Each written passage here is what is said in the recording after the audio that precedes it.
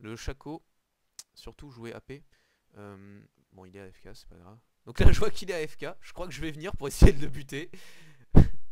Je suis toujours pas lâche du tout. Voilà, il est revenu. Donc j'ai pas été, j'ai, j'ai été très fair play. Je l'ai pas tué tant qu'il était AFK. SP qui va essayer de prendre le kill. Alors voilà, regardez. Là, je vais faire le gros bâtard. J'utilise ma tromperie pour passer au-dessus du mur, pour aller tuer le Tariq à sa place. Sauf que je me rends compte que j'ai plus de mana, donc je suis dans la merde. Donc je vais, hop là, voilà, je prends le kill. Ça c'était, voilà, le... Et je m'en vais avec le flash, bien à l'abri, derrière la muraille. Euh, Donc ce Shaco qui est vraiment pas un personnage à jouer tank. Hein. Il y a une part assez importante de la prévoyance. Donc faut que vous arriviez à savoir à l'avance où vont passer les ennemis, où ça va être le plus efficace. Voilà, donc là j'ai utilisé le bracelet de feu mortel. Il est obligé de back.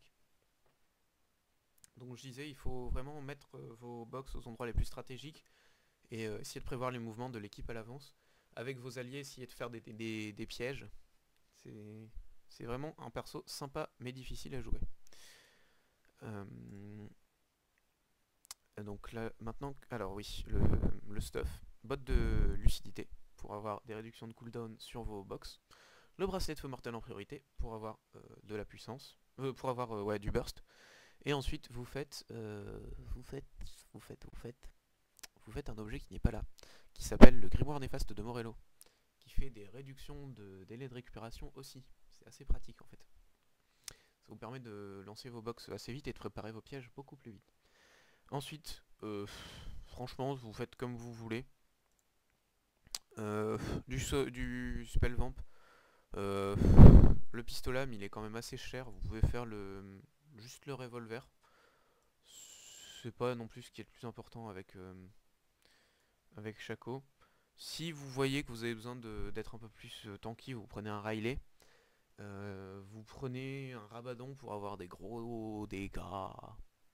Des gros dégâts, ça c'est bien. Sinon, Volonté des Anciens, si vous êtes dans une team comme ici à double AP. Volonté des Anciens, il y a un halo. Ça fait du bien à tout le monde.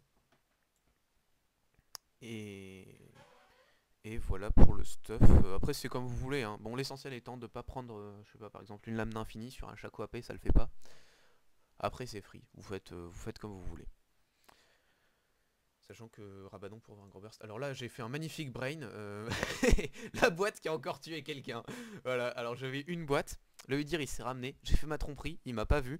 Il a commencé à se faire des pop par la boîte. Il a commencé à taper la boîte en se disant ouais, il en a laissé une là pour scout. Et là, je suis arrivé avec ma tromperie. J'ai balancé le poignard, le bracelet de feu mortel et je l'ai défoncé. Le Xin qui essaye de me vaincre. Mais je me réfugie derrière un Timo. Un Timo, c'est super bien pour se réfugier. C'est solide et tout. Et, et on va l'avoir. Au double, à la tromperie, voilà, là j'ai balancé ma tromperie, mon poignard, bam, il est mort. Voilà, donc la tromperie qui permet d'allonger aussi la portée du poignard. Dans le cas de poursuite épique, c'est pas mal, c'est assez utile. Et voilà, j'ai parlé du stuff. Les maîtrises, ah oui, les maîtrises, vous prenez des maîtrises AP. Pas de tank, pas d'utilitaire. Vraiment les maîtrises AP. Encore que l'utilitaire en 3 contre 3, en la jouant item à gold, en prenant en premier la bonne pioche de cage, ça peut être pas mal. Hein. Et le Timo qui a failli mourir, il était en train de hurler au micro quelqu'un, un heal, pitié, un heal. Et nous, non, on est des gros enfoirés.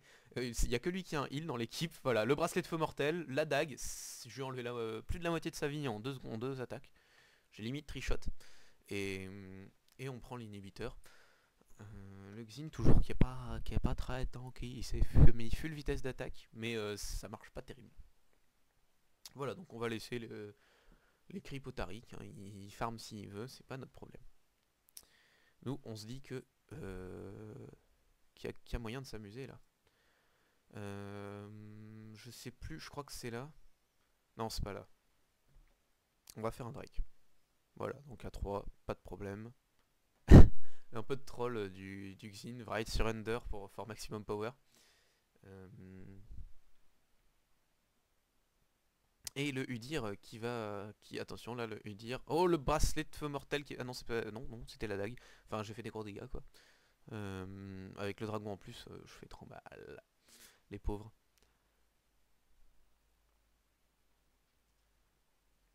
Et je fais encore ce trap. En fait, ça, c'est le bush où personne ne passe jamais. Et. Et je fais toujours des trappes dedans parce que je trouve ça fun. Et là, avec le Timo, je dis ouais, allez, c'est bientôt fini, on va faire, je dois refaire un gros trap là, et toi tu les amènes. Parce que moi j'avais plus de vie, donc je pouvais pas jouer là-bas. Donc je lui dis ouais, tu les amènes. Alors, il se fait un peu défoncer par le Xin.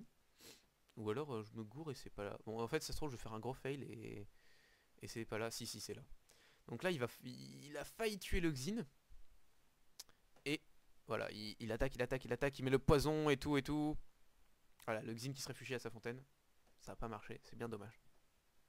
Donc là je lui dis non non vas-y ramène-les, ramène-les.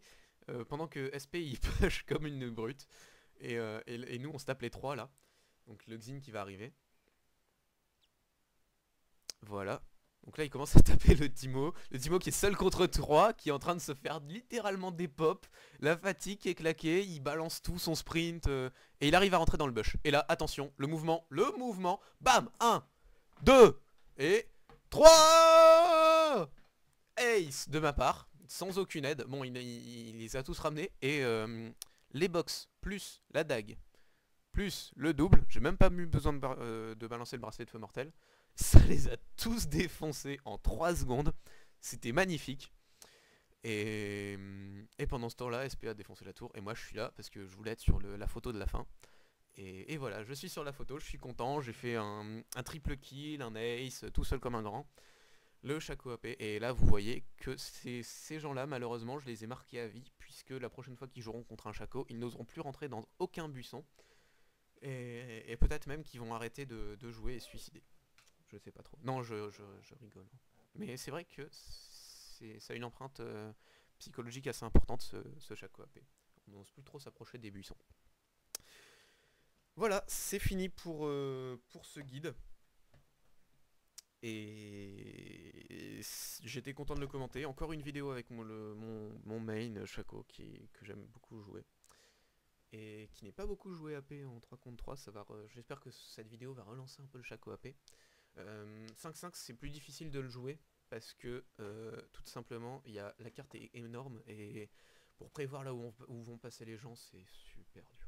Donc franchement jouez-le en 3-3 et en 5-5 jouez votre Shaco AD.